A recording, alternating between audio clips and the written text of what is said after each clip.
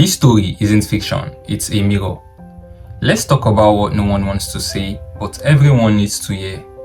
There are prisons with steel bars, and there are prisons with velvet walls. Moremi lived in the second kind, and she had everything that people fight for.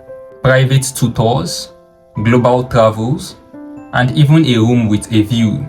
Moremi didn't grow up in lack. She grew up in invisibility.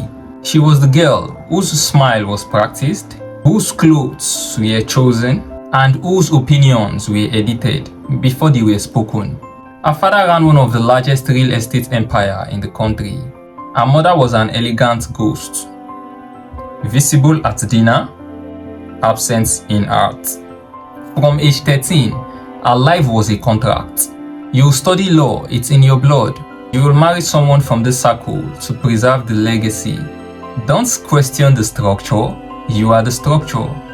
Every time she pulled back, even gently, the world clapped back at her, louder.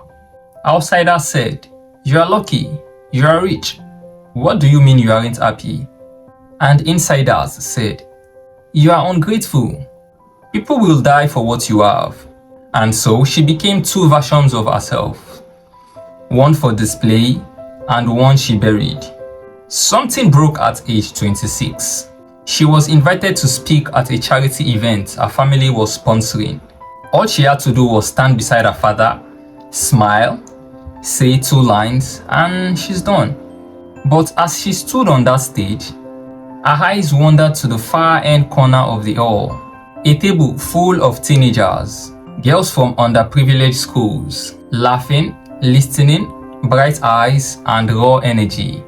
One of them held a sketchbook that made Moremi froze, because once upon a time, she used to draw too, before it was labeled a hobby and not a future, before her sketchbooks were thrown out and replaced by law textbooks. She smiled, but something cracked. That night, she didn't sleep, and she didn't cry either. She just sat in the middle of her walk-in closet, surrounded by designer dresses that never felt like hers, and asked a question no one had ever let her ask. What if I'm not broken, just buried? In the month that followed, Moremi did something quietly radical. She started sketching again at midnight under the covers. She took an anonymous online course in creative designs.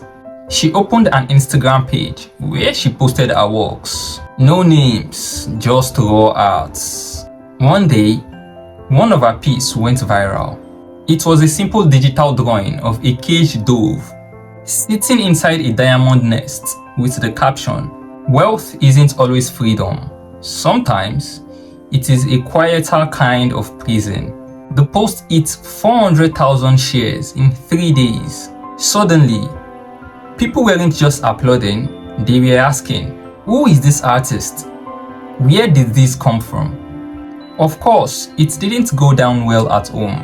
Her father found out, her mother cried in silence, and the family called a meeting. "You are embarrassing us, you are tarnishing our image. This art thing, end it now." Oh, but this time she didn't nod. She stood up quietly and said, "You gave me everything except myself. I'm not running away, I'm just returning to me. And then if that makes me a disgrace, I will carry it with grace." And then she walked out, not with drama, but with peace. 1 year later, Moremi's art brand became one of the fastest rising creative therapy platform for young women across Africa. She began hosting exhibitions titled Uncaged. And when she was interviewed on a global podcast, they asked her, "How did you find your purpose?" She smiled and said, "I didn't find it. I listened for it, and I just needed silence to hear it." Here is the mirror. This story isn't only about Moremi. It's about you. Maybe your prison isn't steel. Maybe it's made of applause. Maybe you are not stuck in lack, but in legacy. Maybe you are not broke, but you are buried. Ask yourself, are you living or you are performing? Are you free or just comfortable? Because sometimes comfort can be the slowest kind of death, you know? If this story made you pause, then maybe it's time to talk to yourself. We just came to the end of this video and I urge that you subscribe, follow, like this video, comment and share to who you feel needs to hear this message. Let's awaken souls, one story at a time. Thanks for watching and I will see you in the next video. Peace.